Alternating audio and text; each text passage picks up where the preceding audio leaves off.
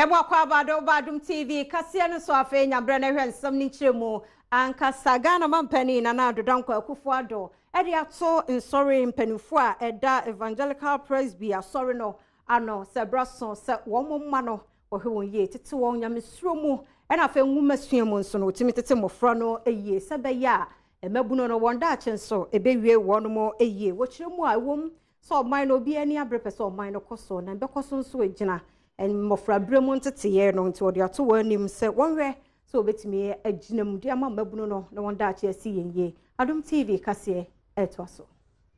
Evangelical Presbyterian Church adodo no afre won EP Church of Ghana no I won 8th Biennial General Assembly ma waton safre o mampanyina na danko akufuado mo akokasa wase na dwumadie no ase no na na akufuado etrese esiane se wiase mo bi pese ohunu nsuo dware a ofrase bro no ntemunti ebehia se nkoda a wono wo mesua fapem mu no asore mu mpanyimfo be mo nani akọ ho se de be ya won da ache wo mesua mu no ebenya nyina so wase de broni kana catch them young no eyade ehu hia papa ne senti wonhwe se enwomesua ho nsem behia wonom na watete nkoda ewo adesua mu. I'm very happy to be here at the famous Trinity Theological Seminary at this impressive gathering of the family of the Evangelical Presbyterian Church at its 8th General Assembly invitation. I'm grateful for the invitation to participate in your proceedings. In our country, the church and education have always been linked. The schools and the traditions that go with them come from the churches that established them. And for many of us, the schools we went to have formed our attitudes to life and indeed our characters.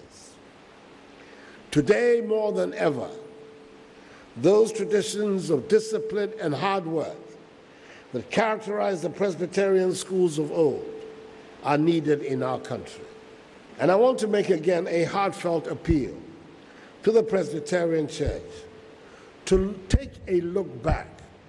to the early childhood sector. The Evangelical Presbyterian Church, like its counterpart, the Presbyterian Church of Ghana, used to be very active in this sector. There is an obvious and great need in this sector, and we seem to be failing our young people. There can be no denying that the most critical stages of education for any child are the early years. The churches have a proven track record in this sector, and I urge you to go back there, for your expertise is sorely needed. Panipa ya dumja jumedie no wadano Dr. Albert Brown-Gezi edi atuja chiremo se wonwo enya nenteye se Ghana fo bi e wo hono ma national service wono mo national Ghana National Fire Service for forms krofo e twegu muton se womo efa womanfo adwuma no na Dr. Albert Brown-Gezi dey to wono mo nim so omunya hwe ye pa forms bi a wo beto no hwe se dimu safata ye freedom ja asue ye nte sade ankrofo bi edisuma kwa abedan wo chenchena oni Adom TV kase etwaso Emprebe no eya ye tin wo ya som radio so ene do boy enkrata ahodo mu se aban enwuma bi etete se soja adwuma prosi adwuma immigration adwuma odumja adwuma ene woni akeka ho no efa enipa biara wonu ani gi ho se wonu ebeye adwuma no eba ne se ya enipa bonifo bi nso so etumi fa esumase egigi sika ewo manfo ho no ewo bra enye nokure edi sika no ema saa nipa yi etai kɔ ahonyanye mu etomri bi kra emma mpo anase ensi da anase da obonsem bia enkoso se enwuma bi efa nipa nanso saa nipa bonifo etumi fa koti kwan so egigi sika efri omanfo ho no ma enkonkosi baabia saa bi pepepe na ekoso so sei ama odumja adwuma panimpa Chief Fire Officer Dr. Albert Brown-Gezi afa Adom kase so ede kokobonsem ama omanfo se ensem bia ennam social media mu ene da obonwuma bi mu ekoso se odumja adwuma no efa nipa enti no obi ene gi ho a otumi tue sika ma obi ema wofa no ose sansem no enye no kure enam so ama wabo kokose obi biara obegi sika obi ho no se wofa no adwuma mu no so okire no a emra no ene no ebedi Osane efa akwanya yi so ekyerɛkyerɛ no mo ahodoɔ ne nkyerɛkyerɛ ne ntiti adwumadi ahodoɔ a wɔyɛ ma kaa kɛseɛ ne ahyɛnkafoɔ ahodoɔ fa ɔkwan a obetumi afa so aboa ama wɔn mu adwumayi mu atumi ayɛ tɔɔten ne asomdwie. Hyɛn mu kaase mu sɛ atorenkyɛm bi si a yɛ ha adwen kakra ɛne sɛn kaase de bi wɔ ha broni fɛ no only one exit gate baako pɛ ne da no mpoma ɛwɔ hɔ so nyinaa no nadeɛ ne nneɛma akorɔso na sɛ biribi si na odumgyafoɔ yɛkɔ sɛ yɛkɔyi nipa efim a yɛ ne ɔhaw a yɛwɔ ne sɛ yɛbrɛ ansa yɛyi nipa no efim na deɛ hia ne sɛ ɛbɛyɛ nkyerɛkyerɛ sɛ de bɛyɛ mfidie ne bi a ɛwɔ broni fɛ no only one gate exit ɛyɛ ɛkwan baako a bɛfam pie no wɔn bɛhwɛ na nka baako bi abɛka ho ɛyɛ no yɛmbie gye akwanhyia bi si ansa na yɛtumi anya kwan yɛyi nipa efi hɔ afei so de hia ne sɛ nyabe pɛngu akwanhyia bi so si a driverfoɔ wom matefoɔ wom ɛdeɛ ne wɔn bɛtumi ayɛ de abɔ nipa ho ban ansa na bi odumgyafoɔ aba broni frɛ no first earlier response adeɛ ne si aba ne sɛ bia nipa bi epira aba ne sɛ ɛkwan bi hɔ ɛsɛ ɛfa so ne yɛyi nipa bi fim saa akwanhyia no mu ɛdeɛ na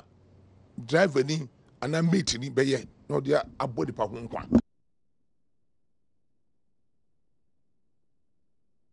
Osofo ya wo share trade any industry so Alan Kojo Chiramaten e de atudwa kyerɛ mu a Ghana Standards Authority asudie kɛseɛ da wɔn mo so wɔn mo bɛka ho bi ɛna ɔmɛ yɛnwuma mfiri nwuma ɛne ankwankora nwuma bɛgyina ne naso a ne nyinaa no Ghana Standard Authority for edimu akotene yie papaapa nti sɛ wɔn ni mu afiri na ekoyi no wɔn keka wɔn ho wɔn nyɛ wɔ asɛdeɛ bi ebetumi aboa ama adwadie ho nsɛm wɔ man Ghana mu no ayɛ akɔnɔ wɔde nsɛmi ɛtu dwa no Ghana Standards Authority finhyia duonum ni ɛna wɔdi saa da no so nkokora ne nam so ma sɔfo yi ɛde nsɛmi ɛtu dwa sɛ braso so ɔkeka wɔn ho yɛ wɔ adwuma ɔhare so sɛ bɛyɛ amfa so prim ɛbɛma ɔman yi emu.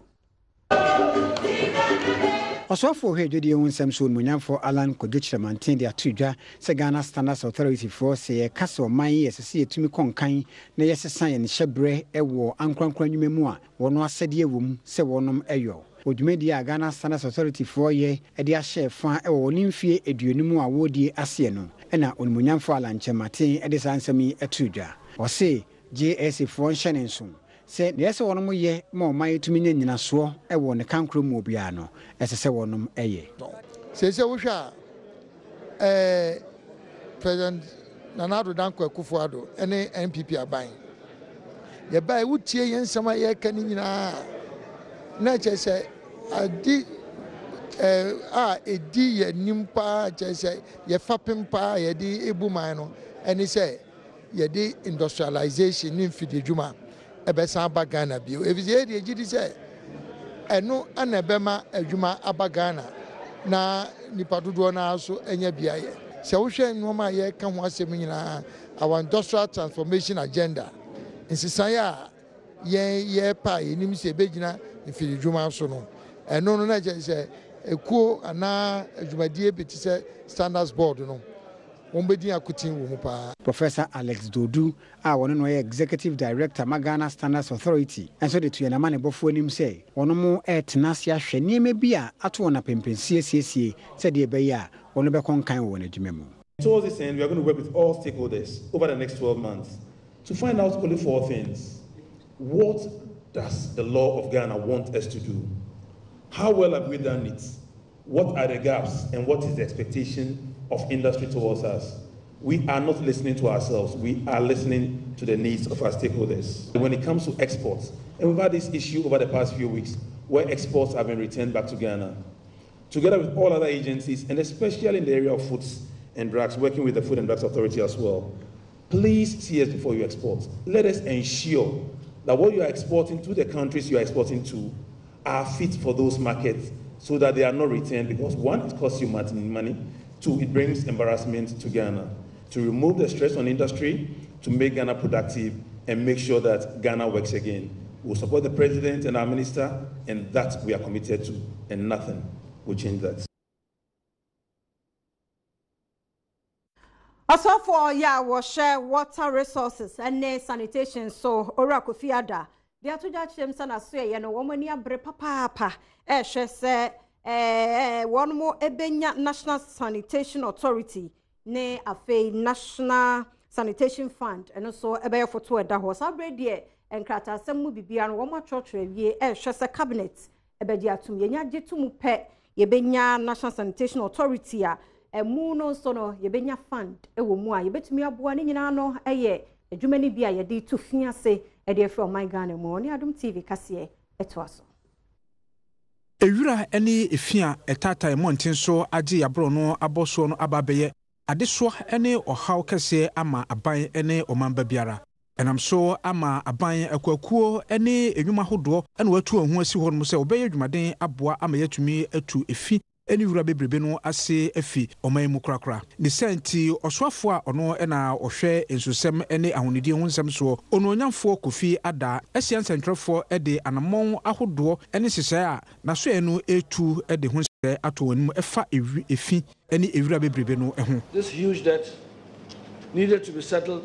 before effective delivery of services could be carried out. The point I'm making simply is that we've all complained a bit or lots about the waste not being collected. It's heaping throughout our cities. There's been an outstanding debt that we have to settle. Until that's done, the waste collectors would argue that they needed fuel, they needed ties, they needed to pay their workers, so they were not able to collect the waste regularly the way we desired. Honorable Minister, ladies and gentlemen, I'm glad to announce that the government has not only successfully negotiated the settlement of these debts, but has indeed commenced payment and also made resources available for the emergency evacuation of the heaps of refuse which have piled up, especially in Accra and in our regional capitals. The Minister of Finance has released funds for the immediate evacuation of waste, and that will be carried out within the next few days. Nikasa no achire no na ono ankasa na be de achire wo so asoye ho no ono nyamfo Patrick Yaboama enso so efa akwanya iso na okyerkyere anamontu no mu ensem kakra achire nsentwefo ene omanfo sebe ya insupa beko amanfo fie na Ghana ahote so aba na edikan ohwe nkrase a amanfo nanti bebre ansa na omonya nsu ano ne sa ho nti omampanyi say obeboa me to not less than 25,000 boreholes into such media no community water and sanitation agency ase omo anso so na omampanyi ani su ade hu no 300 small town water systems and 1,128 pipeline extensions for rural communities no ye per se launch a comprehensive sanitation program. Ebibewo TV so radio so car mu oti enyuma ye boy sticker sermon sorry baby bia omo sabi omuje omuna wo gota mu kwan ho obi wo ho na am not tinte so go abonten sabi no jon so go abonten nim sade a very elaborate program ye ba be ya amanafoa National Sanitation Day program no so ye pese ye de niam ba bi ka ho na eye kese se be ye be cover niam bebre a etochima ana etosini wo ahote sem ni nsusem nam so ma mampanyi Nana Adom Akufo Addo watisa so I said no ye jira so na ya cha ye ho akofa ya boafo inkrato abaye ba sam no ye beto so Eston Cubic Group Limited. Adwumakuo ya sabre womo edin agent na ha. Ewo nyina hini ene mpotamo ne nyina ne se bauxite TB ene womo edi ho edwa na de wonso ayi Environmental Protection Agency for ano se womo need to make krata se wase bauxite no wono etubie kasama for de ma adwumakuo Samuel Jemfi edi tu jachemu a EPA edi ato edwachemu womo need to me bia so womo konyina hini ho so womo kwakotu bauxite. So ne kweyi baya wose no kro bia ne bibia de ho adanse so mo nkrata wo bibia wo so mo tu bauxite ne ti de wo mo kan de ono mo ya adwen ba bi enye yi nsantwafo nhia mu de ase ene kuo kasamafo eya Samuel Jemfide nsemwe atudwa Onipa odankita hode ho nsɛm ano de ma Extend Cubic Limited owura Sami Jemfi e de atudwa se wonom di ho ya wo sɛ Environmental Protection Agency EPA e de aba betudwa e wo de obo adwuma mu se tumi anka wonom de kwa kwaye won adwuma e wo nyine hini mpatemu no enimra kwan so wonom se wo mremu no mpempen biara yɛ se wono bɔ e wo kwa wono kɔ wonanim e wo adwuma no ho biara no wonom aye won sentwefo nhyiemu a wonom yɛ yase no owura Sami Jemfi e kyerɛkyerɛ nsɛm mu e kyerɛ yɛn na ene de pese ye ka kire kruma ne Ghana fo nyina ne se nsem bebriba enenam mframa mu no enye nokre enya de a Extend Cubic Group Limited ya de bia etiamra efri 2013 na ye start processes no ye di emra no so aye de wo se ye nyina ye nya nwie ebi wo ha ye gusu ayeye enu nti ne ye start ya se ye two box site no ansana ye be two box site no yebeye sa nhwehwemu no yebeye sa de emra ne kire se yenyani nyina ansana yebeye sa de no sisi de yenhwehwemu ne ye keke eno so ho krata yenya free forestry commission yenya free environmental protection agency any minerals commission any de keka ho sisi ade aye bia ne yemfom na de ye sre ye state institutions ne se omo be deal with us fairly se bibi kra no mo free se nko yi a omo be twere krata de amaye na ye di mu nkyiremu e de amomo izan se ore EPU for krata omo de aba bonten na nsem no mu ye rem nsem no ya sefem nsem no nya no kre enya de aya ya sa nyema ni nyina wanu chi no wose wonom di ho ya wo se asante mantemu soafo e na afa aban nam sini o wanyina hini ama won kwan ama wono nso ankyekye wo na femu ni wokoye amfa nkyere wonom oh mintimi fa bibia enhye sa aban we because aban we so buy no the sefata se institutions ni ye ma ye nyina no ebinum eguso omo ye den omo ye timi nka se aban we time company no nemmum utimi hu se de ekoso na nyekwa obi wo ho a wo share chira on pese de bekoso no because as to whether that person is doing it on behalf of government we don't know. But we don't think the government of Nana Addo Dankwa Akufo-Addo is there to witch hunt us. But obviously, there are some unseen hands which are trying so hard to make sure that Jumadi no intimin koso between trying them. And also no yen is emwa because ibu companies abum companies enya opepa se ombako pesika. Dia baba ye adwuma wo krum ana ba ma mabru na nya adwuma ye no wo yesa na ubu mabam ye Ghana fo ye nya abrofo wose sabre kasia empanyinifo amaya jesi nyine hini police station no dakro bia ebo wonka America dollars no empem aduanan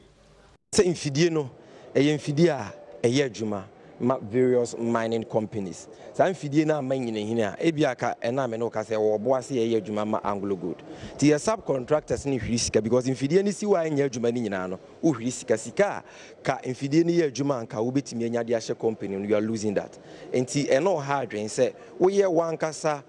wo mamu company sa na e se wo pese wo di gu adwuma na na so pese wo ye den Kani asante mampon mrasha bedwani Francis Adainimo ede afa abaino anase Ministry of Education so se nkonkoto abaino nim sanka beya ni manimi ya no technical universities wamo governing council no yente sebeye suafo wie technical universities na certificate obegye no wahu se dimu safata sampa to mekrata we wie sukuu yi entije na dacho de akwanim ohunu ne se esanse ma ye nte no dodo na wie sukuu nsu bekum no the certificate no na emuduru anka wo se enya no entumi enya ne sa Ghana National Union of Technical Students womo 25th annual residential congress ena ora Francis Adaini modern semwe etuja kane mrashe bedwani anu ojiade ma omanfo wono asante mampon monyamfo Francis Adaini mu etutu asra ban se wonhye enwomesua bedwa na wono momodin ase Governing Council is one of your technical universities so no obetumi apa on ntem wosese saafo no amefiri won adwumasia e de how bebre enebeba Owura Francis Adaini mu edansem yedi e wo 25th annual residential congress Ghana National Union of Technical Students ya wato nsafre no ewasie polytechnics na samre yomababe technical universities no dibia esombo kese ewo moye governing councils. These are called traditional universities now omunyina or governing councils. Into governing councils for the technical universities no na me susuya medema bind say any Ministry of Education they say omunya ntem na omonti sa abedwakuo no omoti abedwakuo no eboa emma major decisions a was omuteki no omwatimi aye na afi emofra no so omwatimi awie school no omanya kwan akwaje wo mabodi nkrata omonsanka wo mabodi nkrata no a na chesu onwie ye na governing councils no so eni ho no a abodi nkrata no yentimi emfamba. Dean of Students our Accra Technical University ura Michael Okan enso eni na manabo focus a chire anamonwa wonum etu na me students bebre den kwan aye faso training ni pano akakra because bibia akoye obi a leader obi nyesika obi a leader eso ye soronko obi a leader ese nipa nyina ha ye nkwa wonase enno ne problem nti wo se ne bebre pese ko parliament e bia nya osom kon wa faso benyeska nti me friend pefunu ka chino so won mani pe hu se position yesika pe because so bi was adwene na obonti mi nya hwe dia du so no yanko na yango hwesere yapom densemu no etie faseda no ema endpoint homeopathic clinic wo na koje wa yaresa na unya heaven perfume insecticide spray so tuntun bia why stubborn se wo fie office pekum ho beto won ni nyumaku a odi yanim e de akofa apomden ensem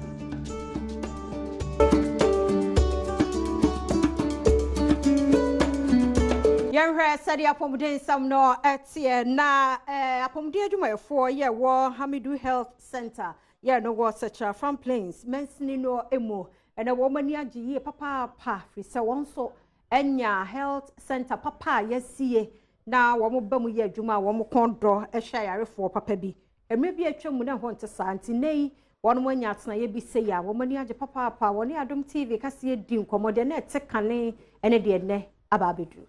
Adwumayefo ne omanfo wono Hamidu Health Center wo search from plains mensimu wasante mantemu so wonani age se sabre die wonya bia foforo a wo ba be ye adwuma age amanfo kra ne bebia wode won tibeto no so yesiesie di ama wonom opanyina a wono no oda nesefo ano wo ho owura asarekokudua obro ne na mane bofo Bernard Kusiapia etwe nkomo no wasesisi ade na ase ene ode magana ban ne Japan na ban se waka won ho abomu abedi dwuma so etesa ama wonom ne bema won adwuma wo ya age akra nkwa no akoso first in Mediania was so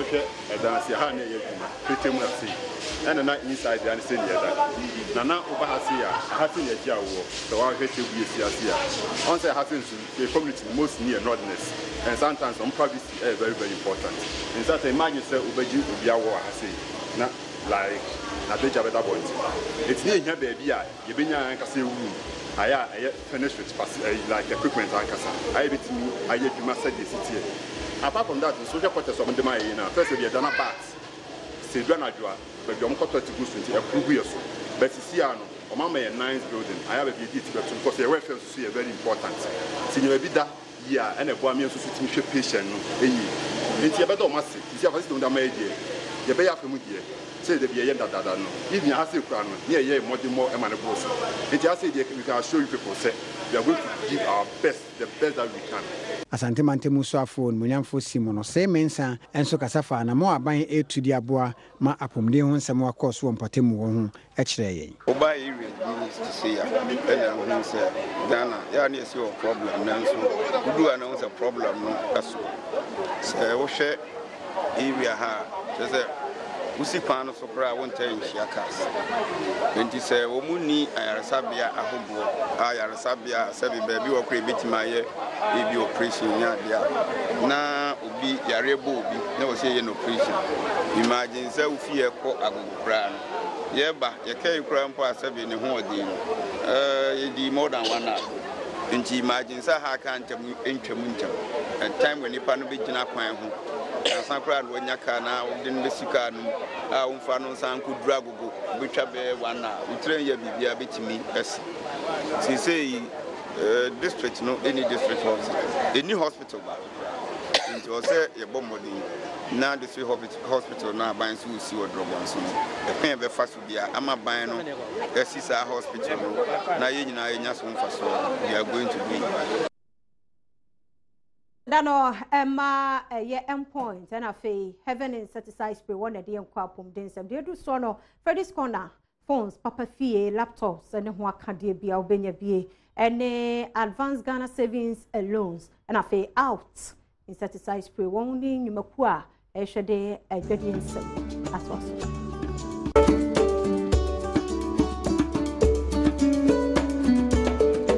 Yamakwa yanhwe said the adwade mu nsem tie Ghana Commercial Bank company for the atuja chirimo sakane customers are no wo UT and Capital Banks no to bi ana deda wosika bi sonom ne ade no say one more baba beteso sebeya and GCB Bank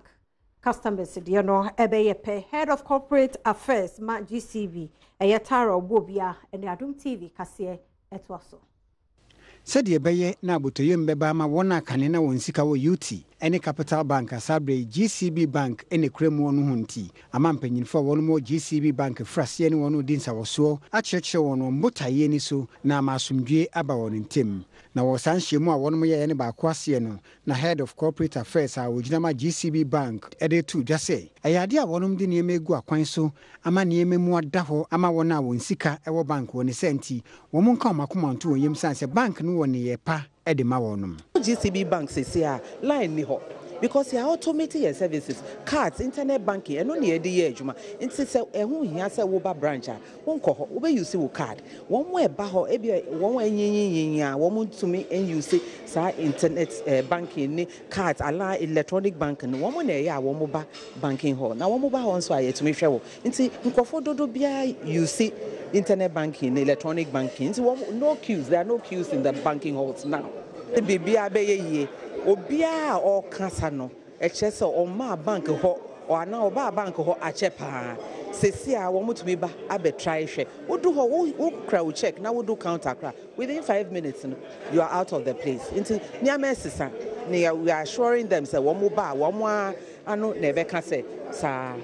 wona kane no nsika wo UT Bank ene Capital Bank asisi a GCB Bank for ena akoso mu ono nso ne na mane bofo ekasai me hu ne say commercial bank for no pese omuma yen Capital Bank ni UT for I am migrate abano some assurances say ebia customer service anya wo capital no we'll still get the same things to me feel say that was the main issue I'm afraid na we hope said assurance on my mind no ombedi super pepe say GCB aka share say almost so omoko MPR now omako regularize their registration with MPR so that they'll take over the custody business. So I know Nama Meniachi say they'll take it over and we will not have any problems and our monies are safe. More person more making sure say you fit a GCB. I mean there were different banks normally about GCB and so they want to make sure that we remain with them. Dear do so no yanko na yanko he said ya go kan see mo nsam tie Mavis Amalo ayakrado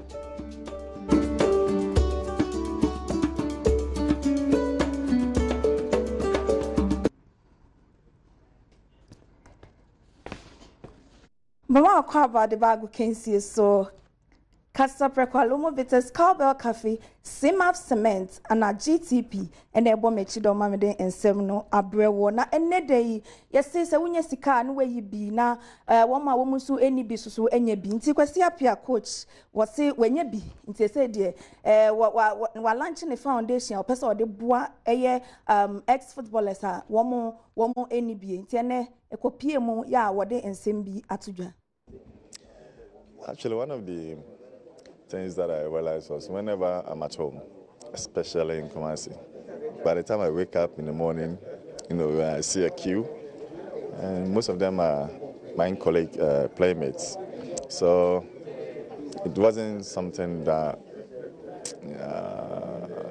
well, every morning when I see them out there, I say, okay, I must be the luckiest person in the world, in the sense that I played with them, and even some of them, were better than me. But if God has, brought me to this level where, I have something to eat, why not also find means, to give back, to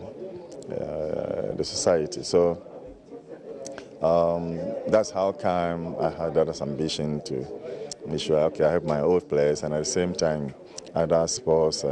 athletes who actually serve the nation. I'm looking at between $3,000 to $5,000 every month for my salary.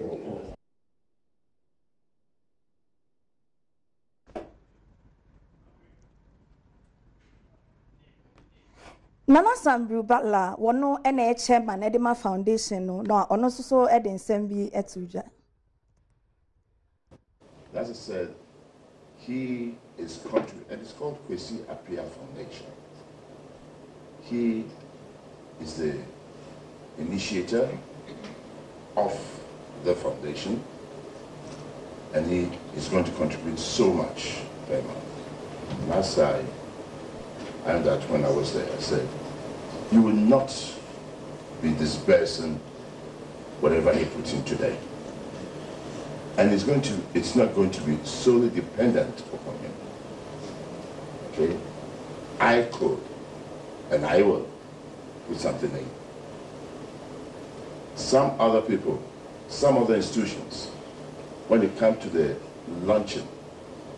you'll be invited. And I'm sure you see what will also trickle in. And that is what will create the fund. Na Kasapre Kwalomo Bitters, Cowbell Coffee, Simaf Cement, and a GTP Papa, and a bomb Chido Mamede and Semno, a Bre War, Mavis Amano Fire Lady, and I do Yoruba Coupe, Sergio Manucho, and a Sarah Opera, and a bomb Chido Mamede and Sem, a Bre.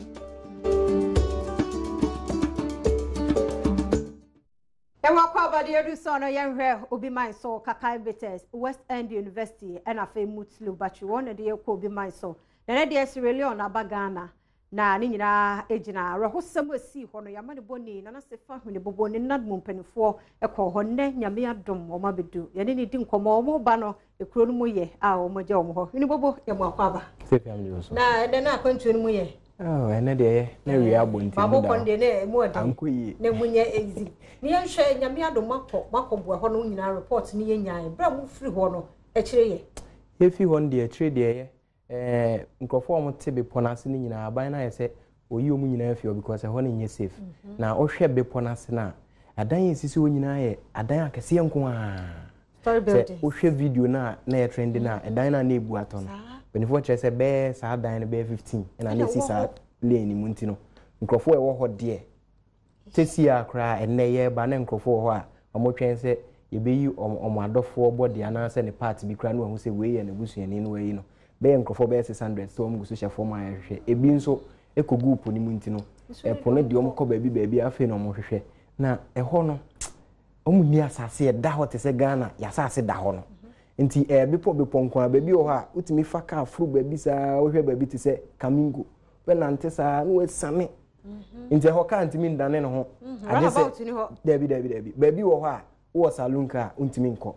yene driver no ne ye rounds kasa o che se obi wo kra ne dan baabi o asi no o wuska ba ka ntimi nko nti o pake ne ka no anante afro nti eho ne de ensu asem ya de ba ko ensu ni ho ensu pipelines no ho ba ensu ni ho nti no nia apaya afa nkrofo akono eno na still ene na nkrofo afia obi wa bo se ne dan no ne ensu na mo te se ebi a stream bi oni baabi o te nti eho edan ye wo ho nyina emfa ho say state house den yo wo bia ho ya popo bibre de bia nso ntosa de ayeko otena ne na otwe emfa se enne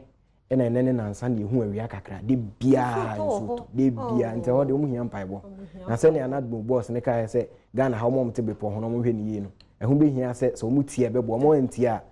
6 feet eba omo beko mo makwaba da senso ya bani boni na se fa hwene bobo no na wo call Sierra Leone no ne mpanifu wo man Ghana mu ekọ ho wono ananini ene wo kan bebere wo ho James Yebubu the Toto Sadia Ba. Yajina so na ye obi man so Mutlu Bachu Western University na fe Kakai Betes. Edi ye chimi akofa ba ye mfensi ya de do so no ye ko ni akodi de Adonko Betes and Lucky Herbal Center. One ebo ye chidom na yakọ edigide ensem. Pabade adu so no yenhwe na yenye ani wa anigide emo ensem Adonko Betes nya binom koko ne wani dane eto betu nya Lucky Herbal Center ho nso akoho yade bia no wo metu ase de ama yenhwe se de anigide mo ensem no tie abayo abaako o my Ghana mu no so twesene ye Vicky Zuga